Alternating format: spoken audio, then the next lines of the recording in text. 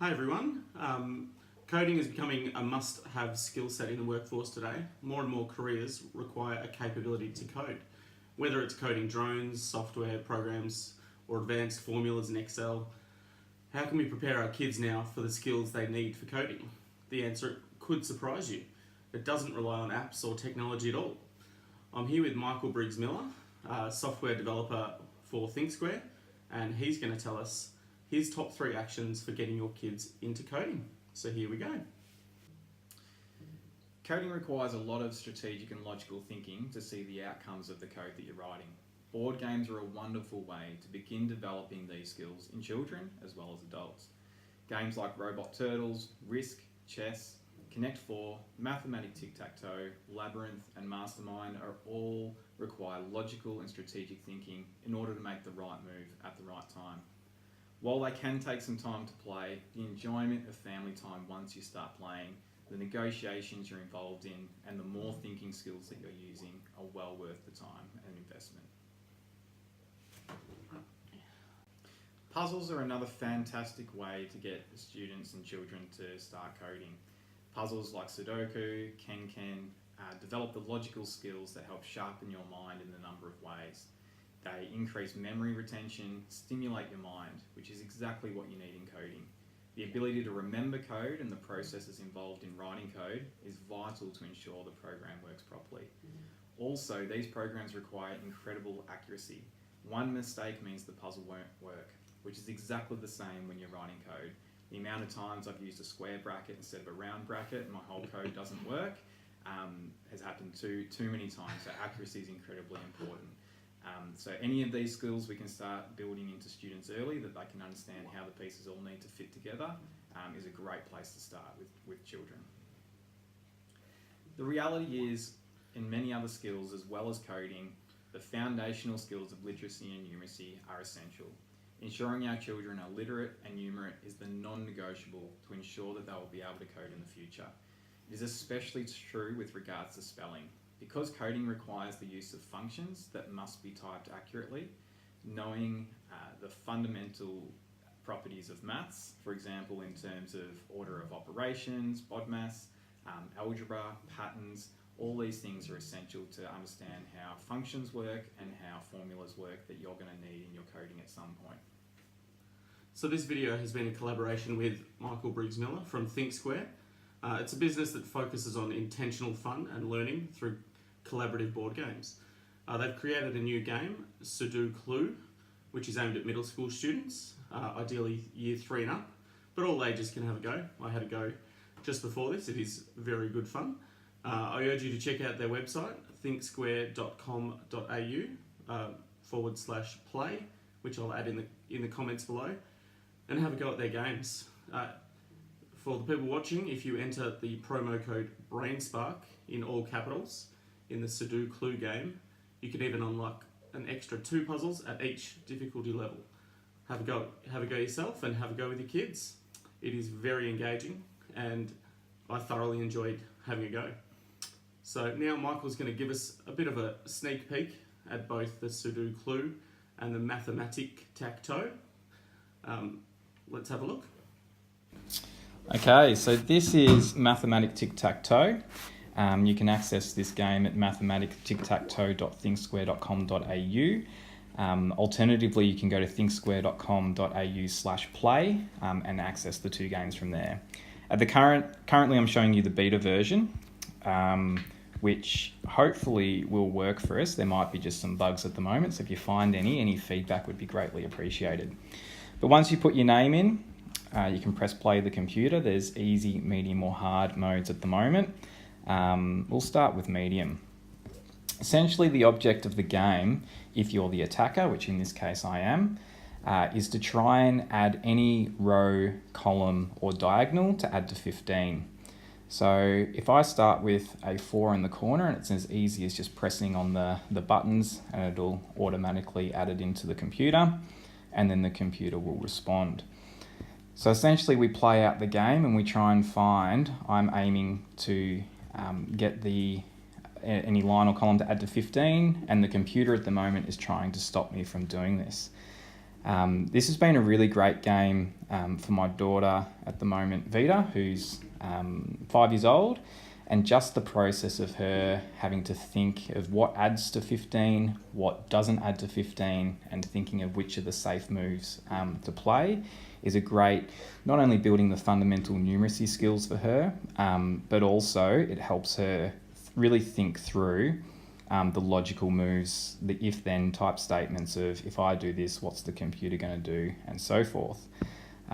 So due to not concentrating particularly well, I managed to lose this game because, as you can see, I didn't get any of the lines to add to 15. Conveniently, I'm now the defender. It is random who goes first and who the defender is. So this time my aim is to make sure the computer doesn't add to 15. So some of the logical thinking I'm now going through is 1 and 3 adds to 4. There is no number with the remaining number that adds to 15, so I know that they can't actually win down that line at the moment. By putting a 2 in the middle, I've actually blocked another couple of lines, so there's some really good strategy that can take place as you're going through. Now I might let the defender win if I haven't blocked all those so far, which I think I already have.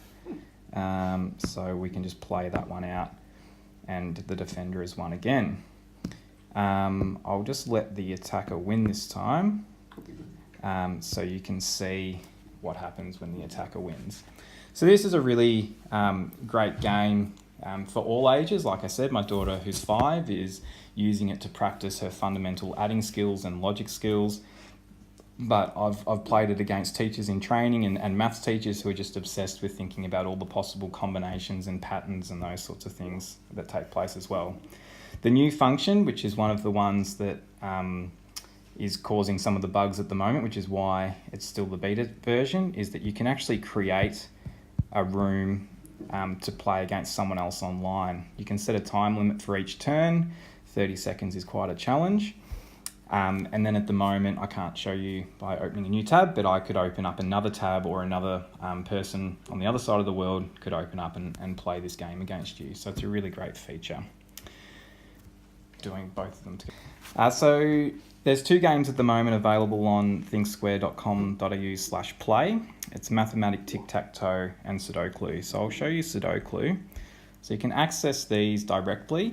I really encourage you, if this is something that you're likely to use, that you add these apps to your home screen, which is as simple on an iPad as clicking the share button, and you can scroll across and click add to home screen. And that just enables you to access it quickly. It'll look like an app on any other, like any other app or game that your children might want to play.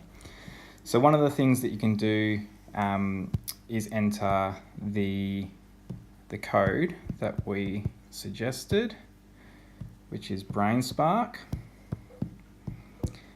And this will just give you an extra couple of puzzles at each level. At the moment, there's 1 free puzzle at each level for the 3x3 puzzles, but by putting in BrainSpark, you get, for a limited time, you'll get 3 puzzles at each of those levels. So just to show you how it works, now on an iPad, it'll look a little bit differently to how it'll look on a phone. So if you turn it, no, that's okay, it's too big a screen, but essentially on a phone you'll be able to see 1 clue at a time, but this will work fine as it is. So the idea is there's a set of clues that'll basically give you a hint on where the numbers 1 to 9 should be placed into the grid. So each of these puzzles are aligned to the Australian curriculum in maths, and each of them are appropriately scaled and scaffolded. So your children should be able to work through them at an increasing rate. They may just need to work on some of the skills in the meantime. So it says the numbers in the right column are the numbers the big hand points to at 1/2 past, 1/4 to, and 1/4 past the hour. This is a great one for my daughter at the moment who's trying to learn how to read time. So that's the right column there. I'm not 100% sure about which order they're in, so I can just put the numbers 3, 6, and 9 in there with the pencil. I can cross that out or I can leave it there, but I might cross it out for the time being because I know that I should have dealt with that by now. The next one, the 3 is in the bottom row, but not next to the 9. So because I know the 3, 6, and 9 must be in that column, and that's where the pencil markings have really helped me, I know that 3 must be in the bottom row, and I also know that it's not next to the 9. So based on my pencil markings, I know that the 9 must be in the top, which leaves only one option there for that column.